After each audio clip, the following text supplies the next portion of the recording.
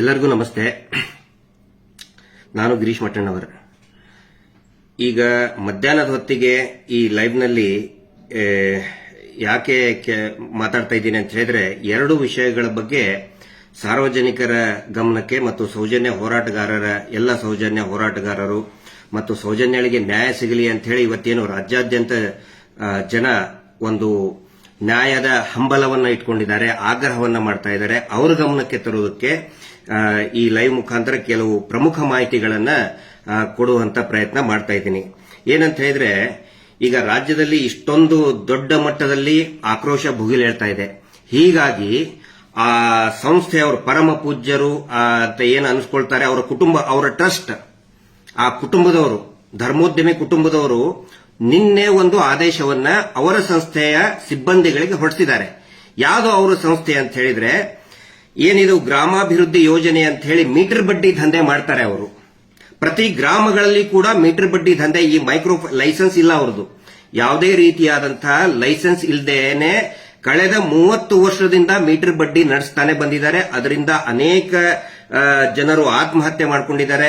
ನೀವು ಅನೇಕ ಈ ಮೈಕ್ರೋ ಫೈನಾನ್ಸ್ ನಿಂದ ಊರು ಬಿಟ್ಟು ಅಂತ ನೀವು ಕೇಳಿದ್ರಲ್ಲ, ಅದೇ ಸಂಸ್ಥೆ.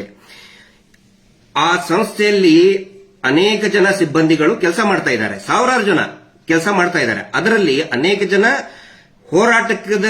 ಹೋರಾಟದ ಪರವಾಗಿದ್ದಾರೆ. ಅಂದ್ರೆ ಸೌಜನ್ಯಗಳಿಗೆ ನ್ಯಾಯ ಸಿಗಲಿ, ಅಲ್ಲಿ ಆಗ್ತಾ ಇರುವಂತಹ ಅತ್ಯಾಚಾರಗಳೇನಿದೆ ಅವು ಎಲ್ಲವರಿಗೂ ಕೂಡ ನ್ಯಾಯ ಸಿಗಲಿ, ಅದು ಬಯಲಾಗಬೇಕು ಅನ್ನೋರು ನಮ್ಮ ಪರವಾಗಿನೇ ಇದ್ದಾರೆ. ಅದರಲ್ಲಿರ್ತಕ್ಕಂತಹ ಒಬ್ಬ ಹಿರಿಯ ಸಿಬ್ಬಂದಿ ನನಗೆ ಮಾಹಿತಿಯನ್ನ ಯಥಾವತ್ತಾಗಿ, ನಾನಿಲ್ಲೇನು ಎಡಿಷನ್ ಮೈನಸ್ ಏನು ಮಾಡ್ತಾ ಇಲ್ಲ, ಅವರು ಒಂದು ಇದರಲ್ಲಿ ನನಗೆ ಬರೆದು ಕಳಿಸಿದ್ದಾರೆ. ಏನು ಇನ್ಸ್ಟ್ರಕ್ಷನ್ಸ್ ಬಂದಿದೆ ಹೋರಾಟವನ್ನು ಹತ್ತಿಕ್ಕೋದ್ರ ಸಲುವಾಗಿ, ಅವ್ರ ಭಾಷೆಯಲ್ಲಿ ಅದರ ಕ್ರೈಸಿಸ್ ಮ್ಯಾನೇಜ್ಮೆಂಟ್ ಅಂತ ಕರೀತಾರೆ. ನೀವು ದೊಡ್ಡ ದೊಡ್ಡ ಕಾರ್ಪೊರೇಟ್ ಕಂಪನಿಯಲ್ಲಿ ಈ ತರ ಏನಾದ್ರು ಆದ್ರೆ ಅಥವಾ ಶೇರ್ ಇದರಲ್ಲಿ ಇದನ್ನ ಅಂತಂದ್ರೆ ಒಂದು ಕ್ರೈಸಿಸ್ ಮ್ಯಾನೇಜ್ಮೆಂಟ್ ಅಂತ ಮಾಡ್ತಾರೆ. ಸೊ ಅವರು ಕ್ರೈಸಿಸ್ ಮ್ಯಾನೇಜ್ಮೆಂಟ್ ಮಾಡೋದಕ್ಕೆ ಏನು ಇನ್ಸ್ಟ್ರಕ್ಷನ್ಸ್ ಕೊಟ್ಟಿದ್ದಾರೆ ಸಿಬ್ಬಂದಿಗಳಿಗೆ, ಅದನ್ನ ನಿಮ್ ಮುಂದೆ ಅವರು ಬರೆದು ಕೊಟ್ಟಿದ್ದನ್ನೇ ಆಸ್ ಇಟ್ ಈಸ್ ಹೇಳ್ತಾ ಇದ್ದೀನಿ. ಎಷ್ಟು ಭಯಾನಕವಾಗಿದೆ ಅವರ ಷಡ್ಯಂತ್ರ ಅರ್ಥ ಮಾಡ್ಕೊಳ್ಳಿ. ಗ್ರಾಮಾಭಿವೃದ್ಧಿ ಯೋಜನೆಯ ಎಲ್ಲಾ ಯೋಜನಾಧಿಕಾರಿಗಳಿಗೆ ಎಫ್ಎಸ್ ಅಂದ್ರೆ ಅವ್ರದ್ದು ಫೀಲ್ಡ್ ಆಫೀಸರ್, ಅವರು ಫೀಲ್ಡ್ ಸೂಪರ್ವೈಸರ್, ಆನಂತರ ಸೇವಾ ಪ್ರತಿನಿಧಿ ಎಸ್ಪಿ ಅಂತ ಕರೀತಾರೆ, ಜನಗಳು ಎಸ್ಪಿ ಅಂತಾರೆ, ಪೊಲೀಸ್ ತಿಳ್ಕೊಳ್ಳಿ ಅಂತ ಆ ರೀತಿ ಮಾಡಿದ್ದಾರೆ. ಮತ್ತು ಎಸ್ಪಿ ಸೇವಾ ಪ್ರತಿನಿಧಿಗಳಿಗೆ 1ನೇ ಪಾಯಿಂಟ್, ನಿಮ್ಮ ವ್ಯಾಪ್ತಿಯ ಎಲ್ಲಾ ಹಿಂದೂ ಧಾರ್ಮಿಕ ಮಠ ಮಂದಿರಗಳ ವಿಳಾಸ, ಧಾರ್ಮಿಕ ಮುಖಂಡರು, ಸ್ವಾಮೀಜಿಗಳು ಮತ್ತು ಕಚೇರಿ ಸಿಬ್ಬಂದಿಗಳು, ಅಂದ್ರೆ ಎಲ್ಲಾ ಮಠಕ್ಕೂ ಕೂಡ ಒಂದು ಕಚೇರಿ ಇರ್ತದಲ್ಲ, ಆಫೀಸ್ ಇರ್ತದಲ್ಲ, ದೇವಸ್ಥಾನಕ್ಕೂ ಕೂಡ ಒಂದು ಟ್ರಸ್ಟ್ ಅಥವಾ ಏನೋ ಒಂದು ಆಫೀಸ್ ಇರ್ತದೆ.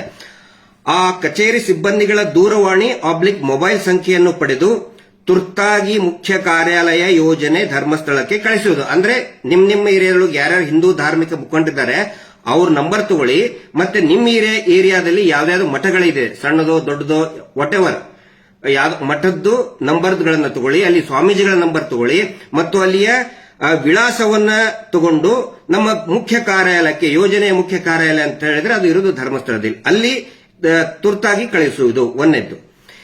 2ನೇ ಇನ್ಸ್ಟ್ರಕ್ಷನ್ಸ್ ಏನಂತ ಹೇಳಿದ್ರೆ, ನಿಮ್ಮ ಕಾರ್ಯವ್ಯಾಪ್ತಿಯಲ್ಲಿಯ, ಅಂದ್ರೆ ಇವ್ರ ಸಿಬ್ಬಂದಿಗಳ ಕಾರ್ಯವ್ಯಾಪ್ತಿ ಇದೆಯಲ್ಲ, ಅಲ್ಲಿ ನಿಮ್ಮ ವ್ಯಾಪ್ತಿಯಲ್ಲಿಯ ಹಿಂದೂ ಮುಖಂಡರ ಜೊತೆಗೆ ಆ ಮಠ ಹಾಗೂ ಮಂದಿರಗಳಿಗೆ ಕನಿಷ್ಠ 10 ಜನ ವಿದಿನ್ ಬ್ರಾಕೆಟ್ ನಲ್ಲಿ, ಅಂದ್ರೆ ನೀವು 10 ಜನ ಹೋಗಿ ಅಲ್ಲಿ ತೆರಳಿ ಅಲ್ಲಿಯ ಸ್ವಾಮೀಜಿಗಳಿಗೆ ಖಾವಂದರನ್ನು ಬೆಂಬಲಿಸುವಂತೆ ಮನವರಿಕೆ ಮಾಡುವುದು. ಅಂದ್ರೆ ಇಲ್ಲಿ ಹೋರಾಟಕ್ಕೆ ಕೊಡಬೇಡ್ರಿ, ಖಾವಂದರಿಗೆ, ಇವರು ಟ್ರಸ್ಟ್, ಇವರು ಏನು ಬಿರುದಾಂಕಿತ ಇದಾರಲ್ಲ ಅವ್ರನ್ನ ಬೆಂಬಲಿಸಿ ಅಂತ ನೀವು 10 ಜನ ಹಿಂದೂ ಮುಖಂಡರನ್ನ ಕರ್ಕೊಂಡು ಹೋಗಿ ಈ ಬೆಂಬಲಿಸಿ ಅಂತ. ಇದ್ರ ಅರ್ಥ ಏನಂತ ಹೇಳಿದ್ರೆ, ನಮ್ಮ ಒಳಗಡೆ ನಾವು ಜಗಳಾಡ್ಕೊಂತಿರ್ಬೇಕಿಲ್ಲಿ. ಅವ್ರು ಏನ್ ಹೇಳಕ್ ಕೊಟ್ಟಿದ್ದಾರೆ, ಇನ್ನು ಫೋನಲ್ಲಿ ಹೇಳಿದ್ದಾರೆ, ಇದು ಬರೀ ಅವ್ರು ಕಳ್ಸದಂತ ಇನ್ಸ್ಟ್ರಕ್ಷನ್. ಫೋನಲ್ಲಿ ಏನ್ ಹೇಳಿದ್ದಾರೆ, ಅವ್ರು ಹೇಳಬೇಕಂತೆ, ಹೋಗಿ 10 ಜನ ಹಿಂದೂ ಮುಖಂಡರು ಹೋಗಿ ಮಠದ ಸ್ವಾಮೀಜಿಗಳಿಗೆ ಹೋಗಿ ಹೇಳಬೇಕಂತೆ, ಅಲ್ಲಿರ್ತಕ್ಕಂಥ ಗುರುಗಳಿಗೆ ಹೇಳಬೇಕಂತೆ, ನೋಡಿ ಇದು ಮುಸ್ಲಿಮರು ಮಾಡ್ತಾ ಇರೋ ಷಡ್ಯಂತ್ರ, ನೀವು ಅವ್ರ ವಿರುದ್ಧ ಹೇಳಿಕೆ ಕೊಡಿ. ಈಗ ನನ್ನ ವಿರುದ್ಧ ಹೇಳಿಕೆ ಕೊಡಬೇಕು, ಸಮೀರ್ ವಿರುದ್ಧ ಹಿಂದೂ ಎಲ್ಲರೂ ಕೂಡ ಎದ್ದು ಮಾತಾಡಬೇಕು, ಮತ್ತೆ ಮುಖ್ಯವಾಗಿ ಮಹೇಶ್ ಶೆಟ್ಟರ್ ವಿರುದ್ಧ ಮಾತಾಡಬೇಕು. ಅಂದ್ರೆ ನಮ್ಮ ಒಳಗಡೆ ಕಚ್ಚಾಡಬೇಕು, ಇಷ್ಟೇ ಅದ್ರದ್ದು ಇದನ್ನಿದು. 3ನೇ ಪಾಯಿಂಟ್, ಇದುವರೆಗೆ ಧರ್ಮಸ್ಥಳ ಯೋಜನೆ ಟ್ರಸ್ಟ್ ನಿಂದ ಎಷ್ಟು ಮಠ ಮಂದಿರಗಳಿಗೆ ಧನ ಸಹಾಯ ನೀಡಿದೆ, ಅಂದ್ರೆ ಇವು ಸಹಾಯ ಮಾಡಿದಾರಂತೆ, ಕೊಟ್ಟಿದ್ದಾರೆ 50,000, 10,000, 1 ಲಕ್ಷ. ಇದುವರೆಗೆ ಧರ್ಮಸ್ಥಳ ಯೋಜನೆ ಟ್ರಸ್ಟ್ ನಿಂದ ಎಷ್ಟು ಮಠ ಮಂದಿರಗಳಿಗೆ ಧನ ಸಹಾಯ ನೀಡಿದೆ ಎನ್ನುವುದನ್ನು ಪಟ್ಟಿ ಮಾಡಬೇಕೀಗ. ಎಷ್ಟು ದುಡ್ಡು ಕೊಟ್ಟಿವೆ ಅಂತ ಹೇಳಿ ಮಾಡಿ ಪರಮ ಪೂಜ್ಯರಿಗೆ ಬೆಂಬಲಿಸಲೇಬೇಕು ಎಂದು ಒತ್ತಾಯಿಸುವುದು. ಗೊತ್ತಾಯ್ತಾ ಯಾಕೆ ದುಡ್ಡು ಕೊಡ್ತಾ ಇದ್ದಾರೆ ನಿಮಗೆ? ಯಾಕೆ ಮಂದಿರಗಳಿಗೆ ನಾವು ನೋಡ್ರಿ, ನಾವು ದೇವಸ್ಥಾನಕ್ಕೆ ಇಷ್ಟು ಕೊಟ್ವಿ, ದಕ್ಷಿಣ ಕನ್ನಡ ಜಿಲ್ಲೆಯಲ್ಲಿ ಬ್ರಹ್ಮ ಕಳಶಕ್ಕೆ ನಾವು ಇಷ್ಟು ದುಡ್ಡು ಕೊಟ್ವಿ, ನಾವು ಅದಕ್ಕೆ ಇಷ್ಟು ದುಡ್ಡು ಕೊಟ್ವಿ, ಯಾಕೆ ಕೊಟ್ರು ಅಂತ ದಯವಿಟ್ಟು ಈಗ ಅರ್ಥ ಮಾಡ್ಕೊಳ್ಳಿ. ಯಾರ್ಯಾರಿಗೆ ಇವ್ರು ದುಡ್ಡು ಕೊಟ್ಟಾರಲ್ಲ ಅವರು ಇವರಿಗೆ ಬೆಂಬಲಿಸಲೇಬೇಕು ಅಂತ ಒತ್ತಾಯ ಮಾಡ್ಬೇಕಂತೆ. ವ್ಯಾಪಾರ ಅಲ್ವಾ ಇದು? ಆಮೇಲೆ ಸಹಾಯ ಮಾಡಿದಾರಂತೆ. ಹೇಳೋದೇನು ನಾವು ದಾನ ಧರ್ಮ ಮಾಡ್ತೀವಿ ಅಂತೇಳಿ, ಈಗ ಹೇಳೋದು ಸಹಾಯ. ಎಲ್ಲರ ಸಲುವಾಗಿ ಸಹಾಯ ಮಾಡಿದ್ದಾರೆ, ಅರ್ಥ ಮಾಡ್ಕೊಳ್ಳಿ. ಆನಂತರ ಆ ಕಚೇರಿಗಳ ವ್ಯವಸ್ಥಾಪಕರು ಅಂದ್ರೆ ಮ್ಯಾನೇಜರ್ ಖಜಾಂಚಿಗಳ ಮೊಬೈಲ್ ಸಂಖ್ಯೆ, ದೂರವಾಣಿ ಸಂಖ್ಯೆಗಳನ್ನು ರವಾನಿಸತಕ್ಕದ್ದು. ಯಾಕೆ ಬೇಕಪ್ಪ ನಿಮಗೆ? ಅದು ಆ ದೇವಸ್ಥಾನದ್ದು ಏನು ಮ್ಯಾನೇಜರ್ದು, ಖಜಾಂಚಿದು, ಟ್ರಸ್ಟಿ ಇದ್ದೇ ಇರ್ತಾರೆ. ಅಂದ್ರೆ ಏನು ಖಜಾಂಚಿ ಇದ್ದೇ ಇರ್ತಾರೆ, ಟ್ರೆಜರರ್. ಅವ್ರ ನಂಬರ್ ಯಾಕೆ ಬೇಕು? ಅವರು ಅಕೌಂಟೆಂಟ್ ನಂಬರ್ ಎದಕ್ಕೆ ಬೇಕು ನಿಮಗೆ? ಅರ್ಥ ಆಗುತ್ತಿದ್ದು ಇಷ್ಟು ಒಂದು 3 ಪಾಯಿಂಟ್ ನ ಆಮೇಲೆ ಗಂಭೀರ ಅಂತ ಹೇಳಿ, ಅಂದ್ರೆ ಇವರೆಲ್ಲದಕ್ಕೂ ಕೂಡ ಗಂಭೀರ ಅಂತ ಯಾಕೆ ಬರೀತಾರೆ ಅಂತ ಹೇಳಿ ಇಮಿಡಿಯೇಟ್ ಆಗಿ ಇದನ್ನ ರೆಸ್ಪಾಂಡ್ ಮಾಡ್ಬೇಕಂತ ಹೇಳಿ, ತುರ್ತಾಗಿ ಮಾಡ್ಬೇಕಂತ ಹೇಳಿ. ಈ ಶತಮೂರ್ಖರಿಗೆ ಒಂದು ಗೊತ್ತಿಲ್ಲ. ಯಾವತ್ತಿಗೂ ಕೂಡ ನಮ್ಮ ರಾಜ್ಯದ ಅಥವಾ ದೇಶದ ಯಾವುದೇ ಮಠಮಾನ್ಯಗಳು ಅತ್ಯಾಚಾರದಂತಹ ಪ್ರಕರಣ ಬಂದಾಗ ಅತ್ಯಾಚಾರಿಗಳ ಪರವಾಗಿ ನಿಂತಹ ಒಂದೇ ಒಂದು ಉದಾಹರಣೆ ಇಲ್ಲ. ಸ್ವಾಭಿಮಾನಿ ಸಂಸ್ಥೆಗಳು ಅವು. ಇವ್ರು ಹಂಗೆ ಅಲ್ಲಿ ಇರುವಂತಹ ಮಠ ಮಾನ್ಯಗಳು ಎಲ್ಲರೂ ಕೂಡ ಸಾಧಕರಿದ್ದಾರೆ, ಸನ್ಯಾಸಿಗಳಿದ್ದಾರೆ, ಸಂತರಿದ್ದಾರೆ, ತಪಸ್ವಿಗಳಿದ್ದಾರೆ, ವೈಯಕ್ತಿಕ ಜೀವನವನ್ನು ತ್ಯಾಗ ಮಾಡಿದವರಿದ್ದಾರೆ. ಅವ್ರು ಯಾರು ಕೂಡ ಇಂಥ ಆಮಿಷಕ್ಕೆ ಬಗ್ಗುವುದೇ ಇಲ್ಲ ಅನ್ನುವ ಒಂದು ಸತ್ಯ ಈ ಮುಠಾಳ ಧರ್ಮದ ವ್ಯಾಪಾರಿಗಳಿಗೆ, ಮಂಜುನಾಥ ಸ್ವಾಮಿಯ ವ್ಯಾಪಾರಿಗಳಿಗೆ, ಇಷ್ಟು ವರ್ಷ ಮಂಜುನಾಥ ಸ್ವಾಮಿಯನ್ನ ಮುಂದಿಟ್ಕೊಂಡು ವ್ಯಾಪಾರ ಮಾಡ್ತಾನೆ ಬಂದ್ರು. ಮತ್ತೆ ಇದೇ ಧರ್ಮೋದ್ಯಮಿಗಳು, ಇದೇ ರಾಜ್ಯಸಭಾ ಸದಸ್ಯರು ಏನ್ ಹೇಳಿದ್ರು ಅನೇಕ ವರ್ಷಗಳ ಹಿಂದೆ, ಎಲ್ಲಾ ರಾಜಕಾರಣಿಗಳಿಗೆ ಒಂದು ಆಫರ್ ಏನ್ ಕೊಟ್ಟಿದ್ರು ಅಂತ ಹೇಳಿದ್ರೆ, ನೋಡಿ ನೀವು ಮಠದಲ್ಲಿ ಯಾಕೆ ದುಡ್ಡು ಕೊಡ್ತೀರಿ, ಯಾಕೆ ಸ್ವಾಮೀಜಿಗಳಿಗೆ ದುಡ್ಡು ಕೊಡ್ತೀರಿ, ಅದೇ ದುಡ್ಡು ನಮ್ಮಲ್ಲಿ ಈ ಮೀಟರ್ ಬಡ್ಡಿ ದಂಧೆ ಮಾಡ್ತೀವಲ್ಲ, ಈ ನಮ್ದು ಗ್ರಾಮಾಭಿವೃದ್ಧಿ ಯೋಜನೆಯಲ್ಲಿ ಹಾಕಿ ನಿಮಗೆ ಒಂದು 2-5% ಬಡ್ಡಿ ಮೇಲೆ ಕೊಡ್ತೇವೆ ಅಂದಿದ್ದಕ್ಕೆ ಯಾರು ಕೂಡ ಇವತ್ತು ಮಠ ಮಾನ್ಯಗಳಿಗೆ ದುಡ್ಡು ಕೊಡ್ತಾ ಇಲ್ಲ. ಎಲ್ಲರೂ ಕೂಡ ಬಡ್ಡಿ ದಂಧೆ ಮಾಡೋದಕ್ಕೆ ಇವ್ರಿಗೆ ಹಾಕ್ತಾ ಇದ್ದಾರೆ. ಈಗ ಹೇಳ್ತಾ ಇದ್ದಾರೆ ನಮ್ಮ ಸಹಾಯಕ್ಕೆ ಬನ್ನಿ, ಕಾವಂದರಿಗೆ ನನ್ಗೆ ಏನೋ ಬೆಂಬಲಿಸಿ. ಅಂದ್ರೆ ನಾವೇ ಕಚ್ಚಾಡ್ಬೇಕಿಷ್ಟೇ, ನಾವೇ ಕಚ್ಚಾಡ್ಕೊಂತ ಹೋಗ್ಬೇಕು. ಆದ್ರೆ ಒಂದು ಗೊತ್ತಿರಲಿ, ನಾನು ಕೂಡ ಮಠದ ಆಶ್ರಯದಲ್ಲಿ ಬೆಳೆದವನು. ನಾನು ಏನಾದ್ರೂ ಇಷ್ಟು ಜ್ಞಾನ ಬಂದಿದೆ ಅಂತ ಹೇಳಿದ್ರೆ ಒಂದು ಮಧ್ಯಮ ವರ್ಗದಲ್ಲಿ ಇದ್ದಂಥವನು, ಕೆಳ ಮಧ್ಯಮ ವರ್ಗದ ಬಂದಂಥವನು. ನಾನು ಇಷ್ಟು ಮೇಲೆ ಬಂದಿದ್ದೀನಿ ಅಂತ ಹೇಳಿದ್ರೆ, ನಮ್ಮ ಪರಿವಾರ, ನಮ್ಮ ತಮ್ಮನು ಕೂಡ ಮೇಲೆ ಬಂದಿದ್ದಾನೆ ಅಂತ ಹೇಳಿದ್ರೆ, ನಮ್ಮ ಅಣ್ಣನೂ ಕೂಡ ಮೇಲೆ ಬಂದಿದ್ದಾನೆ. ನಾವೆಲ್ಲರೂ ಕೂಡ ಮಠದ ಆಶ್ರಯಗಳಲ್ಲಿ ಬಂದಂಥವ್ರು, ನಾವು ಓದದಂಥವ್ರು, ನಮಗ್ ಗೊತ್ತಿದೆ. ಯಾರು ಕೂಡ ಈ ಆಮಿಷಕ್ಕೆ ಬಲಿಯಾಗುವುದಿಲ್ಲ. ಈ ಪ್ರಯೋಗವನ್ನ ಈಗ ಯಾರು ಹೊಸಬರಿಗೆ ಈಗ ಸ್ಟಾರ್ಟ್ ಮಾಡ್ತಾರೆ, ಆಲ್ರೆಡಿ ಸ್ಟಾರ್ಟ್ ಮಾಡಿದ್ದಾರೆ ಅವರು. ಬೇರೆ ಬೇರೆ ಮಠ ಸ್ವಾಮೀಜಿಗಳು ಹೋಗೋದು ನೋಡಿ, ಇವ್ರು ಸುಳ್ಳು ಹೇಳ್ತಾ ಇದ್ದಾರೆ, ಹಂಗೆ ಹಿಂಗೆ ಅಂತ ಹೇಳಿ. ಈ ಪ್ರಯೋಗವನ್ನ ಅವರೆಲ್ಲರ ಗಮನಕ್ಕೂ ನಾನು ತರಕ್ಕೆ ಇಚ್ಛೆ ಪಡ್ತೀನಿ. 1.5 ವರ್ಷದ ಹಿಂದೆ ಯಾವಾಗ ಸಂತೋಷ್ ರಾವ್ ಖುಲಾಸೆ ಆದ, ಅಂದ್ರೆ ಆರ್ಡರ್ ಬಂತು ಕೋರ್ಟ್ ಇಂದ ಅವನು ಅಪರಾಧಿ ಅಲ್ಲ ಅಂತ, ಅವಾಗಲೂ ಕೂಡ ದೊಡ್ಡ ಮಟ್ಟದ ಹೋರಾಟ ಭುಗಿಲೇಳ್ತದೆ. ದಕ್ಷಿಣ ಕನ್ನಡ ಜಿಲ್ಲೆಯಲ್ಲಿ, ಉಡುಪಿಯಲ್ಲಿ ಮಹೇಶ್ ಶೆಟ್ಟಿ ತಿಮ್ಮರೋಡಿ ಅವರ ಒಂದು ನೇತೃತ್ವದಲ್ಲಿ ಅವಾಗ ಏನ್ ಮಾಡಿದ್ರು, ಇವ್ರು ಯಾರ್ಯಾರಿಗೆ ಬ್ರಹ್ಮ ಕಳಶಕ್ಕೆ, ಯಾವ್ಯಾವ ದೇವಸ್ಥಾನಕ್ಕೆ ಬ್ರಹ್ಮ ಕಳಶಕ್ಕೆ ಇದಕ್ಕೆ ದುಡ್ಡು ಕೊಟ್ರಲ್ಲ ಎಲ್ಲರಿಗೂ ಪತ್ರ ಬರೆದ್ರು. ನೀವು ಸೌಜನ್ಯ ಹೋರಾಟಕ್ಕೆ ಮಹೇಶ್ ಶೆಟ್ಟಿ ತಿಮ್ಮರೋಡಿ ಬೆಂಬಲಿಸೋದಕ್ಕೆ ನೀವು ಹೋಗಬಾರದು ಅಂತ ಪತ್ರ ಬರೆದ್ರು. ಆಗ ಅಲ್ಲಿರ್ತಕ್ಕಂಥ ಜನ ತೀರ್ಮಾನ ಮಾಡಿದ್ರು, ಸೌಜನ್ಯ ನಮ್ಮ ಮನೆ ಮಗಳು, ಅತ್ಯಾಚಾರದಂತ ಪ್ರಕರಣ ಇದು, ನಾವು ಮಹೇಶ್ ಶೆಟ್ಟಿ ತಿಮ್ಮರೋಡಿ ಅವ್ರ ಜೊತೆಗೆ ನಿಂತ್ಕೊಳ್ತೇವೆ, ಸೌಜನ್ಯ ನ್ಯಾಯ ನಮಗೆ ಬೇಕಪ್ಪ, ನಮಗೆ ಅವ್ರ ಪರವಾಗಿ ಇವ್ರ ಪರವಾಗಲ್ಲ, ನಮಗೆ ನ್ಯಾಯ ಬೇಕು ಅಂತ ಹೇಳಿ ಯಾರು ಕೂಡ ಈ ಪರಮ ಪೂಜ್ಯ ಬಡ್ಡಿ ಪೂಜ್ಯರನ್ನ ಮೀಟರ್ ಬಡ್ಡಿ ದಂಧೆ ಮಾಡ್ತಕ್ಕಂತಹ, ಲೈಸೆನ್ಸ್ ಇಲ್ಲದೆ ಮೀಟರ್ ಬಡ್ಡಿ ಮಾಡ್ತಕ್ಕಂತಹ ಇವ್ರನ್ನ ಯಾರು ಬೆಂಬಲಿಸಲಿಲ್ಲ. ಅವಾಗೇ ಏಟ್ ಬಿದ್ದಿದೆ ಅವರಿಗೆ, ಅವಾಗೇ ಪಾಠ ಕಲಿಬೇಕಾಗಿತ್ತು. ಒನ್ಸ್ ಅಗೇನ್ ಸೇಮ್ ಅದೇ ಟೆಕ್ನಿಕ್ ಯೂಸ್ ಮಾಡ್ತಾ ಇದ್ದಾರೆ. ಇದನ್ನ ನಾನು ಸಾರ್ವಜನಿಕರ ಗಮನಕ್ಕೆ ತರ್ತಾ ಇದ್ದೀನಿ. ನಮ್ಮ ಉದ್ದೇಶ ಇಷ್ಟೇ ನೋಡಿ, ಇದರಲ್ಲಿ ಯಾವುದೇ ರೀತಿಯಾದಂತಹ ಕಲಹಗಳು ಆಗಬಾರ್ದು, ಗ್ರಾಮಗಳಲ್ಲಿ ಕಲಹಗಳು ಆಗಬಾರ್ದು. ಇವ್ರು ಮಾಡ್ಕೊಂತಾನೆ ಬಂದ್ರು. ಇವ್ರು ಮೀಟರ್ ಬಡ್ಡಿ ದಂಧೆ ವಾರ ಕಟ್ಟಲಿಲ್ಲ ಅಂತ ಹೇಳಿದ್ರೆ ಆ ಜಾತಿಗೆ ಈ ಜಾತಿ, ಈ ಜಾತಿಗೆ ಆ ಜಾತಿ ಕಟ್ಟಿ ಹೊಡೆದಾಡ್ತಾನೆ ಬಂದ್ರು. ಇವ್ರ ಕೆಲಸ ಅದೇ, ಎಲ್ಲರನ್ನು ಕಚ್ಚಾಡಿಸಬೇಕು, ಹೊಡೆದಾಡಿಸಬೇಕು, ತಾವು ಸೇಫ್ ಆಗಿರಬೇಕು. ಈಗ ಈ ಸೌಜನ್ಯ ಪ್ರಕರಣದ ನ್ಯಾಯ ಕೇಳಕತ್ ಮೇಲೆ ಈ ಒಂದು ತಂತ್ರಗಾರಿಕೆಯನ್ನ ಮಾಡ್ತಾ ಇದ್ದಾರೆ. ತಮ್ಮ ಗಮನಕ್ಕೆ ತರ್ತಾ ಇದ್ದೀನಿ.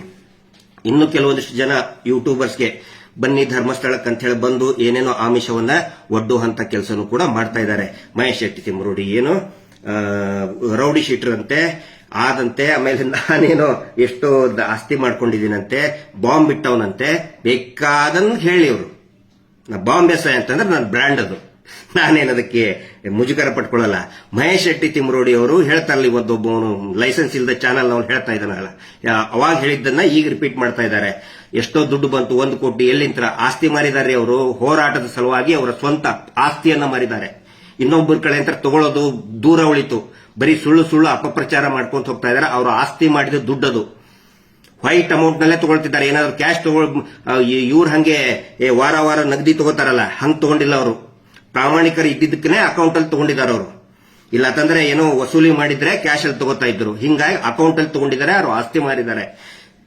ಆಮೇಲೆ ನನ್ನ ಬಗ್ಗೆ ಆಗ್ಲಿ ಅಥವಾ ಸಮೀರನ ಬಗ್ಗೆ ಆಗ್ಲಿ ನೋಡಿ, ವಾಟ್ ಎವರ್ ಏನೇ ಇದ್ರೆ ಅದಕ್ಕೆ ಸಂಬಂಧಪಟ್ಟಂತ ಇಲಾಖೆ ಇದೆ. ನಾನು ದುಡ್ಡು ಹೆಂಗ್ ಮಾಡ್ತೇನೋ, ನನ್ ಬಂಗಾರದ ಗಣಿ ಐತೆ ಅಂತ ಹೇಳ್ತೇನಪ್ಪ. ನಾನು ಬಂಗಾರದ ಗಣಿ ಐತೆ ನಂದು, ಅದನ್ನ ಕೇಳಕ್ ಇದಾರೆ, ಇಲಾಖೆದವ್ರು ಇದಾರೆ, ಉತ್ತರ ಕೊಡ್ತೀವಿ. ಸೌಜನ್ಯ ಬಗ್ಗೆ, ಅಲ್ಲಿ ನಡೆದಂತ ಕೊಲೆ ಬಗ್ಗೆ ಅದ್ರ ಬಗ್ಗೆ ಮಾತಾಡಿ, ನೀವು ಅದ್ರ ಬಗ್ಗೆ ಉತ್ತರ ಕೊಡಿ ಅಂತ ಹೇಳಿ ನಮ್ಮ ಬಗ್ಗೆ ಪ್ರಶ್ನೆ ಹೇಳ್ತೀರಿ. ಯಾರ ಪ್ರಶ್ನೆ ಹೇಳಿ, ಸಂಬಂಧಪಟ್ಟಂತ ಇಲಾಖೆಯವ್ರು ಹೇಳಿ ಉತ್ತರ ಕೊಡ್ತೀವಿ. No worries. ಆನಂತರ ನಾವು ಏನು ಪ್ರಯತ್ನ ಮಾಡ್ತಾ ಇದೀವಿ, ಅನೇಕ ಜನ ಯೂಟ್ಯೂಬರ್ಗಳು ಮಾಹಿತಿಯನ್ನ ಕೇಳ್ತಾ ಇದ್ದಾರೆ, ಆಸಕ್ತಿ ಇರುವಂತವ್ರು ಸುಮಾರು ಜನ ಕೇಳ್ತಾ ಇದ್ದಾರೆ. ಅದಕ್ಕೆ ನಾವು ನಮ್ಮ ಕಡೆಯಿಂದ ಒಂದು ಏನು ಪ್ರಯತ್ನ ಆಯ್ತು, ಎಲ್ಲಾ ದಾಖಲೆಗಳನ್ನು ಒಟ್ಟಾಗಿ ಒಂದು QR ಕೋಡ್ ಅಂತ, ಸ್ಕ್ಯಾನ್ QR ಕೋಡ್ ಅಂತ ಮಾಡಿದ್ವಿ. ಬರೀ 12 ತಾಸಿನಲ್ಲಿ ನಿನ್ನೆ 2.5 ಲಕ್ಷ ಜನ ಅದನ್ನ ಸ್ಕ್ಯಾನ್ ಮಾಡ್ಕೊಂಡ್ರು, ಡಾಕ್ಯುಮೆಂಟ್ಸ್ ತಗೊಂಡ್ರು. ಇವತ್ತು ಬೆಳಗ್ಗೆವರೆಗೆ 5 ಲಕ್ಷ ಜನ ಅದಕ್ಕೆ ಎಂಟ್ರಿ ಆಗಿದ್ದಾರೆ. ಯೂಶುವಲಿ ಮೋರ್ ದನ್ 10,000 ಅಂದ್ರೆ ಪ್ರಾಪರ್ ಆಗಿ ಅದು ಇದನ್ನ ವರ್ಕ್ ಆಗಲ್ಲ. ಅಂತದ್ರಲ್ಲಿ 5 ಲಕ್ಷ ಜನ ಅದನ್ನ QR ಕೋಡ್ ಸ್ಕ್ಯಾನ್ ಮಾಡಿ ಡಾಕ್ಯುಮೆಂಟ್ಸ್ ತಗೊಂಡಿದ್ದಾರೆ. ನಮ್ಮ ಪ್ರಯತ್ನ ಏನಂತ ಹೇಳಿದ್ರೆ ನೋಡಿ, ಸುಮಾರು ಜನ ಈಗ ಹೊಸದಾಗಿ, ಈ ಮುಂಚಿನ ಎಲ್ಲ ನಾವು ಹೇಳ್ತಾನೆ ಬಂದ್ವಿ, ಹೊಸಬರಿಗೆ ಅನೇಕ ಡೌಟ್ಗಳು ಇದೆ ಮತ್ತು ಡೌಟ್ಗಳು ಇರಬೇಕು. ಆ ಸಂಶಯಗಳನ್ನ ನಾವು ಸ್ವಾಗತ ಮಾಡ್ತೀವಿ. ಎಷ್ಟೋ ಜನ ನಮಗೆ ಪ್ರಶ್ನೆ ಕೇಳ್ತಾರೆ, ಹೆಲ್ದಿ ಪ್ರಶ್ನೆಗಳನ್ನ ಕೇಳ್ತಾ ಇದ್ದಾರೆ, ವಿ ವೆಲ್ಕಮ್. ಅದ್ರ ಸಲುವಾಗಿ ಏನೇನು ದಾಖಲೆಗಳಿದೆ ಎಲ್ಲಾ ದಾಖಲೆಗಳನ್ನು ಒಟ್ಟಾಗಿ, ಇನ್ನೂ ಕೂಡ ಅನೇಕ ದಾಖಲೆಗಳನ್ನ ಅದರಲ್ಲಿ ಆಡ್ ಮಾಡಬೇಕು. ಫಾರ್ ಎಕ್ಸಾಂಪಲ್, ಇವು ಸಿಸಿ ಕ್ಯಾಮೆರಾ ಇಲ್ಲ ಅಂತ ಏನೇನು ಹೇಳ್ತಾ ಇದ್ರಲ್ಲ, ನಿನ್ನೆ ಸ್ವತಃ SP ದಕ್ಷಿಣ ಕನ್ನಡ ಜಿಲ್ಲೆ ಆಗಿಂದು, ಈಗಿಂದಲ್ಲ, ಅವಾಗ ಅಭಿಷೇಕ್ ಗೋಯಲ್ ಅಂತ ಹೇಳಿ SP ಒಬ್ಬ IPS ಅಧಿಕಾರಿ ಇದ್ರು. ಅವರು ಸಿಸಿ ಕ್ಯಾಮೆರಾ ಇದೆ ಅಂತ ಹೇಳಿ ಸೌಜನ್ಯ ಘಟನೆ ನಡೆದು ಸಂತೋಷ್ ರಾವ್ನ ಇವರು ಅರೆಸ್ಟ್ ಮಾಡಿದ ಮೇಲೆ, ಅವ್ರದ್ದೇನು ಹಿಡಿದು ಕೊಟ್ರಲ್ಲ ಆ ರೇಪಿಸ್ಟ್ಗಳು, ಅದಾದ ಮೇಲೆ ಒಂದು ದೊಡ್ಡ ಪ್ರತಿಭಟನೆ ಇದನ್ನಾಗಿತ್ತು. ಅವಾಗ ಸ್ವತಃ SP ಅಭಿಷೇಕ್ ಗೋಯಲ್ ಸಾಹೇಬ್ರೆ ಹೇಳಿದ್ದನ್ನ, ಅಲ್ಲಿ 2 ಸಿಸಿ ಕ್ಯಾಮೆರಾ ಇತ್ತು, ಅದನ್ನ ನಾವು ವೆರಿಫೈ ಮಾಡ್ತಾ ಇದ್ದಿದ್ದನ್ನ ತೋರಿಸಿದೀವಿ. ಇದುವರೆಗೂ ಕೂಡ ಅದು ಯಾರಿಗೂ, ಅಂದ್ರೆ ಬೇರೆ ಬೇರೆ ಸಭೆಯಲ್ಲಿ ನಾವು ಹೇಳಿದ್ದೇವೆ, ಹಿಂದೆ 1 ವರ್ಷದ ಹಿಂದೆ ಅನೇಕ ಸಭೆಗಳಲ್ಲಿ ಹೇಳಿದೀವಿ. ಬಟ್ ಹೊಸ ಏನು ವ್ಯೂವರ್ಸ್ ಇದ್ದಾರೆ ಅವರಿಗೆ ಗೊತ್ತಾಗಲಿ ಅಂತ ಹೇಳಿ ನಾವು ಅದನ್ನ ತೋರಿಸಿದೀವಿ. ಸೊ ಡೌಟ್ ಕೇಳಿ, ನಾವು ಅದನ್ನ ಸಂಶಯ ಪಡಬೇಕು. ಯಾಕಂದ್ರೆ ಇಟ್ ಇಸ್ ಕ್ರಿಮಿನಲ್ ಅಫೆನ್ಸ್ ಬಗ್ಗೆ ಇರುವಂತದ್ದು. ಡೌಟ್ಗಳು ಸಹಜವಾಗಿರ್ತವೆ. ಎಲ್ಲರಿಗೂ ಕೂಡ ಆ ಡೌಟ್ ಕ್ಲಿಯರ್ ಮಾಡ್ಕೊಳ್ಳಿ ಅಂತ ಹೇಳಿ ಎಲ್ಲಾ ಡಾಕ್ಯುಮೆಂಟ್ಸ್ ಒಟ್ಟಾಗಿ ಒಂದು QR ಕೋಡ್ ಅಲ್ಲಿ ಹಾಕುವಂತ ಪ್ರಯತ್ನ ನಾವು ಮಾಡ್ತಾ ಇದ್ರೆ, ಇವ್ರು ಏನ್ ಮಾಡ್ತಾ ಇದ್ದಾರೆ, ಆ QR ಕೋಡ್ ಅನ್ನ ಹ್ಯಾಕ್ ಮಾಡಿ ಅದರಲ್ಲಿ ಸೌಜನ್ಯಾಳ ಫೋಟೋವನ್ನ ಡಿಲೀಟ್ ಮಾಡ್ಸಕ್ ನೋಡ್ತಾ ಇದ್ದಾರೆ. ಯಾಕೆ ಹಿಂಗ್ ಮಾಡ್ತಾ ಇದ್ದಾರೆ ಅಂತ ಹೇಳಿದ್ರೆ ಅದಕ್ಕೊಂದು ಪ್ರಮುಖ ಕಾರಣ ಇದೆ. ಆಸ್ ಪರ್ ಇದರ ಏನೋ IPC ಮತ್ತೆ ಈಗ ಇದರಲ್ಲಿನೂ ಕೂಡ ಇದೆ, ಏನೋ BNS ನಲ್ಲಿನೂ ಕೂಡ ಇದೆ. ಅತ್ಯಾಚಾರದ ವಿಕ್ಟಿಮ್ ಏನಿರ್ತಾರೆ, ರೇಪ್ ವಿಕ್ಟಿಮ್ ಏನಿರ್ತಾರೆ, ಅವರ ಫೋಟೋವನ್ನ, ಆ ನಂತರ ಎಸ್ಪೆಷಲಿ ವಿದಿನ್ 18 ಇಯರ್ಸ್ ಏನಿರ್ತಾರೆ, ಆ ಫೋಟೋವನ್ನ ಸಾರ್ವಜನಿಕವಾಗಿ ಪ್ರದರ್ಶನ ಮಾಡಬಾರದು ಅಂತ ಒಂದು ರೂಲ್ಸ್ ಇದೆ. ಬಹುಶಃ ಎಲ್ಲರಿಗೂ ಕೂಡ ಗೊತ್ತಿರಬಹುದು. ಅತ್ಯಾಚಾರಿಗಳು ಏನ್ ಮಾಡ್ತಾ ಇದ್ದಾರೆ, ಆ ಕಾನೂನನ್ನು ಯೂಸ್ ಮಾಡ್ತಾ ಇದ್ದಾರೆ ಅವರು ಬಚಾವಾಗೋದಕ್ಕೆ. ಇದಕ್ಕೆ ಆಸ್ ಅ ರೆಮಿಡಿ 1 ವರ್ಷದ ಹಿಂದೆನೆ ಸೌಜನ್ಯಾಳ ತಾಯಿ ಕುಸುಮಾವತಿಯವರು ಮತ್ತು ಅವರ ತಂದೆ, ಆಗ ಜೀವಂತ ಇದ್ದಂತ ಅವರ ತಂದೆ ಚಂದಪ್ಪ ಗೌಡ್ರು ಇಬ್ಬರೂ ಸೇರಿ ಒಂದು ಅಫಿಡವಿಟ್ ಅನ್ನ ಕೊಟ್ಟಿದ್ದಾರೆ. ಏನು ಅಂತ ಹೇಳಿದ್ರೆ ನೋಡಿ, ನನ್ನ ಮಗಳ ನ್ಯಾಯಕ್ಕೋಸ್ಕರ ನನ್ನ ಮಗಳ ಭಾವಚಿತ್ರ ಯಾರು ಬೇಕಾದರೂ ಉಪಯೋಗ, ಹೆಸರು, ಫೋಟೋಗಳನ್ನ ಮತ್ತು ವಿಡಿಯೋಗಳನ್ನ ಆ ಟೈಮ್ನಲ್ಲಿ ವಿಡಿಯೋ ಮಾಡಿ ಡೆಡ್ ಬಾಡಿ ಅದನ್ನ ಯಾರು ಬೇಕಾದರೂ ಕೂಡ ಉಪಯೋಗ ಮಾಡ್ಕೋಬಹುದು ಅಂತ ಅಫಿಡಾವಿಟ್ ಕೊಟ್ಟಿದ್ದಾರೆ. ಇದು ಎಲ್ಲರ ಗಮನಕ್ಕಿರಲಿ. ಇವ್ರೇನ್ ಮಾಡ್ತಾ ಇದ್ದಾರೆ, ಮಿಸ್ಟರ್ ಪರಮ ಬಡ್ಡಿ ಪೂಜ್ಯರ ನಿಜವಾದ ಅತ್ಯಾಚಾರಿ ಕುಟುಂಬದವ್ರು ಏನ್ ಮಾಡ್ತಾ ಇದ್ದಾರೆ, ಆ ಕಾನೂನನ್ನ ಅವರು ಉಪಯೋಗಿಸ್ಕೊಂಡು ಅವರು ಹೆದರ್ಕೊಂಡು ಬಚಾವಾಗೋದಕ್ಕೆ ಆದೇಶವನ್ನ ಎಲ್ಲಾ ತಾಲೂಕಾಧಿಕಾರಿಗಳಿಗೆ, ಕಾರ್ಪೊರೇಷನ್ಗೆ ನೋಡಿ ಪೋಸ್ಟರ್ ಹಾಕ್ತಾ ಇದ್ದಾರೆ. ಇವರು ಇದು ಕಾನೂನಿದೆ, ಅತ್ಯಾಚಾರದ ವಿಕ್ಟಿಮ್ ಅದರ ಫೋಟೋ ಹಾಕಬಾರ್ದು ಅಂತೇಳಿ ಅವರು ಅದನ್ನು ದುರ್ಬಳಕೆ ಮಾಡ್ತಾ ಇದ್ದಾರೆ. ಬಟ್ ಅದಕ್ಕೆ ಪ್ರತಿಯಾಗಿ ಕುಸುಮಾವತಿ ಅವರು ಆ ಅಫಿಡೇವಿಟ್ ಕೊಟ್ಟಿದ್ದಾರೆ. ಎದರ ಬೇಸ್ ಮೇಲೆ ಅಂತ ಹೇಳಿದ್ರೆ, ನಿರ್ಭಯ ಹೋರಾಟ ನಡಿಬೇಕಾದ್ರೆ ಏನಾಯ್ತು, ಅವಾಗಲೂ ಕೂಡ ಈ ಪ್ರಶ್ನೆ ಬಂತು. ಅವಾಗ ನಿರ್ಭಯಳ ತಾಯಿ ಬಹಳ ಒಂದು ಇದನ್ನ ಸ್ಟೇಟ್ಮೆಂಟ್ ಕೊಟ್ಟರು, ಬೋಲ್ಡ್ ಆಗಿ ಒಂದು ಸ್ಟೇಟ್ಮೆಂಟ್ ಕೊಟ್ಟರು. ನೋಡಿ, ಅವಳು ನನ್ನ ಮಗಳ ಕ್ಯಾರೆಕ್ಟರ್ ಹೆಂಗ್ ಅಂತ ನನಗೆ ಗೊತ್ತಿದೆ. ಯಾಕಂದ್ರೆ ಅವಾಗಲೂ ಕೂಡ ಆ ನಿರ್ಭಯ ಕ್ಯಾರೆಕ್ಟರ್ನ ಹಾಳು ಮಾಡೋಕೆ ಬಹಳಷ್ಟು ಪ್ರಯತ್ನ ಮಾಡಿದ್ರು. ಈ ಅತ್ಯಾಚಾರಿಗಳ ಪರವಾಗಿದ್ದಂತ ಅಡ್ವೊಕೇಟ್ ಎಲ್ಲರೂ ಬಹಳ ಕೆಟ್ಟದಾಗಿ ಮಾತಾಡಿದ್ರು. ಆವಾಗ ನಿರ್ಭಯಳ ತಾಯಿ ಆಶಾದೇವಿ ಸಿಂಗ್ ಕೋರ್ಟ್ಗೆ ಬಂದು ಒಂದು ಬೋಲ್ಡ್ ಸ್ಟೇಟ್ಮೆಂಟ್ ಕೊಟ್ಟರು, ಮೀಡಿಯಾ ಮುಂದನ್ನು ಕೂಡ ಕೊಟ್ಟರು. ನೋಡಿ, ನನ್ನ ಮಗಳ ಹೆಸರು ಜ್ಯೋತಿ ಸಿಂಗ್, ನನಗೆ ಯಾವುದೇ ಅಳುಕು ಇಲ್ಲ, ಅವಳು ಧೈರ್ಯವಾಗಿ ಪರಿಸ್ಥಿತಿಯನ್ನ ಎದುರಿಸಿದಾಳೆ, ಅತ್ಯಾಚಾರಿಗಳನ್ನ ಎದುರಿಸಿದಾಳೆ. ಸಾವಿನ ಹಾಸಿಗೆಯಲ್ಲಿ ಇದ್ದಾಗಲೂ ಕೂಡ ಅಮ್ಮ ಆ ಅತ್ಯಾಚಾರಿಗಳಿಗೆ ಸುಮ್ಮನೆ ಬಿಡಬೇಡಿ, ಅವರಿಗೆ ಶಿಕ್ಷೆ ಆಗಲೇಬೇಕು ಅಂತ ಹೇಳಿದಾಳೆ. ನನ್ನ ಮಗಳ ಹೆಸರು ಜ್ಯೋತಿ ಸಿಂಗ್ ಅಂತ ಧೈರ್ಯವಾಗಿ ಹೇಳಿದ್ದಾರೆ ಆಶಾದೇವಿ ಅವರು. ಅದರ ಬೇಸಿಸ್ ಮೇಲೆನೆ ಸೌಜನ್ಯ ತಾಯಿನೂ ಕೂಡ ಅಫಿಡೇವಿಟ್ ಕೊಟ್ಟಿದ್ದಾರೆ. ಇದು ಎಲ್ರಿಗೂ ಕೂಡ ಗಮನಕ್ಕಿರಲಿ. ಪೊಲೀಸರೀಗ ಹೈಕೋರ್ಟ್ ಆಗೈತೆ, ಹೆಸರೆತ್ತು ಸೌಜನ್ಯ ಹೋರಾಟನೇ ಮಾಡಬಾರ್ದು ಅಂತೇಳಿ ಸುಳ್ಳು ಇವರ ಒಂದಿಷ್ಟು ಲಾಯರ್ಗಳ ಪೊಲೀಸರಿಗೆ ಕಳಿಸ್ಕೊಡ್ತಾ ಇದ್ದಾರೆ. ಆ ಆದೇಶದಲ್ಲಿ ಸೌಜನ್ಯ ಹೋರಾಟ ಮಾಡಬಾರ್ದಂತ ಎಲ್ಲೂ ಇಲ್ಲ. ಅದರಲ್ಲಿ ಇರೋದು ಈ ಕುಟುಂಬಕ್ಕೆ ಇವ್ರು ಹೇಳಿರೋದು. ಅದನ್ನು ನಾವು ಚಾಲೆಂಜ್ ಮಾಡ್ತೇವೆ. ವೆರಿ ಶಾರ್ಟ್ಲಿ ನಮಗೆ ರಿಸಲ್ಟ್ ಬರ್ತದೆ. ಲೀಗಲ್ ಬ್ಯಾಟಲ್ ಬಗ್ಗೆ ನಾನು ಬಹಿರಂಗವಾಗಿ ಮಾತಾಡಲ್ಲ. ಆ ಆದೇಶದಲ್ಲಿ ಸೌಜನ್ಯ ಹೋರಾಟ ಮಾಡಬೇಕಾದ್ರೆ ಯಾರು ಕೂಡ ಈ ಭಯಂಕರ ಅಗದಿ ಏನು ವಿಶ್ವವಿಖ್ಯಾತ ಕುಟುಂಬದ ಹೆಸರು ತಗೋಬೇಡಿ, ಅವರಿಗೆ ಬೈಬೇಡಿ ಅಂತ ಹೇಳಿದೆ. ಇಷ್ಟೇ ಇರೋದು. ಹಿಂಗಾಗಿ ಯಾರು ಬೇಕಾದರೂ ನ್ಯಾಯಕ್ಕೆ ಆಗ್ರಹಿಸಿ ಧರ್ಮಸ್ಥಳದಲ್ಲಿ ಒಂದು ಪುಣ್ಯಕ್ಷೇತ್ರ, ಶ್ರೀ ಕ್ಷೇತ್ರ, ಪವಿತ್ರ ಕ್ಷೇತ್ರದ ಅಂಗಳದಲ್ಲಿ ನಡೆದಂತಹ, ಅಲ್ಲಿರುವಂತಹ ಆ ಮಾನವರಿಂದ ನಡೆದಂತಹ ಕುಕೃತ್ಯಕ್ಕೆ ನ್ಯಾಯ ಸಿಗಬೇಕು, ತನಿಖೆ ಆಗಬೇಕು ಅಂತ ಹೇಳಿ ಯಾರು ಬೇಕಾದರೂ ಪ್ರತಿಭಟನೆ ಮಾಡಬಹುದು, ಆಗ್ರಹ ಮಾಡಬಹುದು. ಹೀಗಾಗಿ ನಾನು ವಿನಂತಿ ಮಾಡ್ಕೊಳ್ತೇನೆ ಎಲ್ಲರಿಗೂ ಕೂಡ. ಇವತ್ತು ಅನೇಕ ಜನ ಯುವಕರು ಸಜೆಷನ್ ಕೊಡ್ತಾ ಇದ್ದಾರೆ, ತುಂಬಾ ಬ್ಯೂಟಿಫುಲ್, ವೆರಿ ಕ್ರಿಯೇಟಿವ್ ಸಜೆಷನ್ ಕೊಡ್ತಾ ಇದ್ದಾರೆ ಯುವಕರು. ಇನ್ಸ್ಟಾಗ್ರಾಮ್ ನಲ್ಲಿ ನಾವು ನೋಡ್ತಾ ಇದ್ದೇವೆ, ಗಮನಿಸ್ತಾ ಇದ್ದೇವೆ. ಖಂಡಿತ ಒಂದು ಕ್ರಿಯೇಟಿವ್ ಆಗಿ ನೋಡಿ, ಸಾಯಂಕಾಲ ಒಂದು ಕ್ಯಾಂಡಲ್ ಲೈಟ್ ಮಾರ್ಚ್ ಮಾಡಿ, ಯಾರು ಕೂಡ ನಮಗಿಲ್ಲ ಅನ್ನಲ್ಲ, ಮೌನವಾಗಿ ಮಾರ್ಚ್ ಮಾಡಿ. ಜಸ್ಟಿಸ್ ಫಾರ್ ಸೌಜನ್ಯ, ಅಥವಾ ಅಲ್ಲಿ ಧರ್ಮಸ್ಥಳದಲ್ಲಿ ನ್ಯಾಯ ಸಿಗಲಿ, ಅಲ್ಲಿ ಅತ್ಯಾಚಾರಗಳು ಏನು ನಡೆದಿದ್ದೇವೆ ಅದರದ್ದು ಒಂದು ತನಿಖೆ ಆಗಲಿ ಅಂಥೇಳಿ ನೀವೇ ಒಂದು ಮಾರ್ಚ್ ಮಾಡಿ, ಒಂದು ಕ್ಯಾಂಡಲ್ ಲೈಟ್ ಮಾರ್ಚ್ ಅನ್ನ ಇಮಿಡಿಯೇಟ್ ಆಗಿ ಸ್ಟಾರ್ಟ್ ಮಾಡಿ.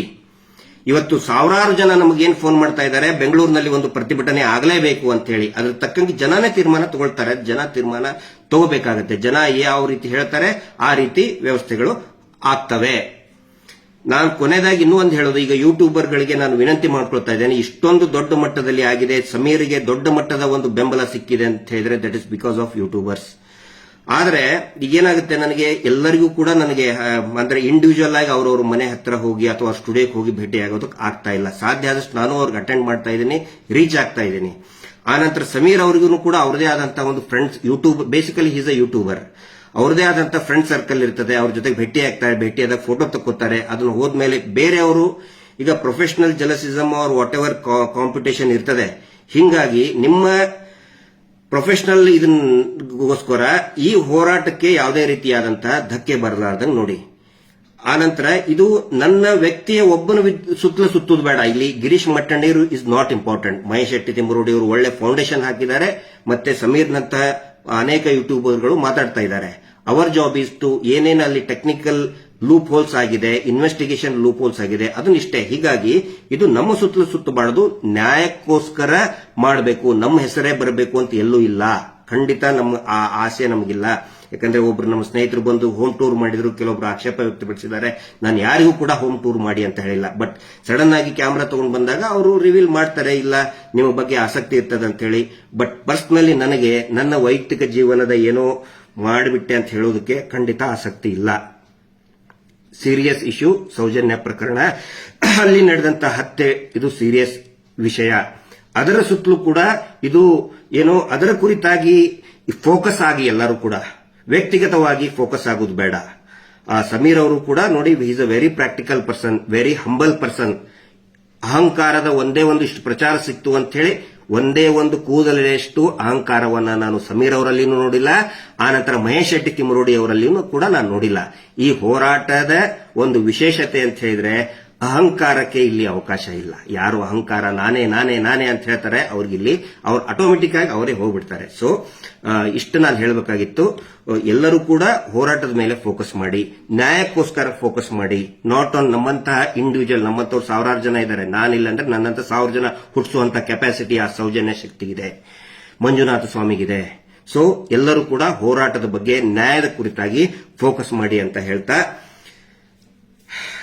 ನಿನ್ನೆ ಒಬ್ರು ಹೇಳಿದ್ರು ನನಗೆ, ಈ ಕಲಿಯುಗದಲ್ಲಿ ದೇವರು ಬರೋದು, ಈ ಒಂದೊಂದು ಯುಗದಲ್ಲಿ ಈಗ ಕೃಷ್ಣನ ಅವತಾರದಲ್ಲಿ ದೇವರು ಪ್ರತ್ಯಕ್ಷ ಆದ್ರಂತೆ, ಆನಂತರ ರಾಮನ ಅವತಾರದಲ್ಲಿ ಪ್ರತ್ಯಕ್ಷರಾದ್ರಂತೆ.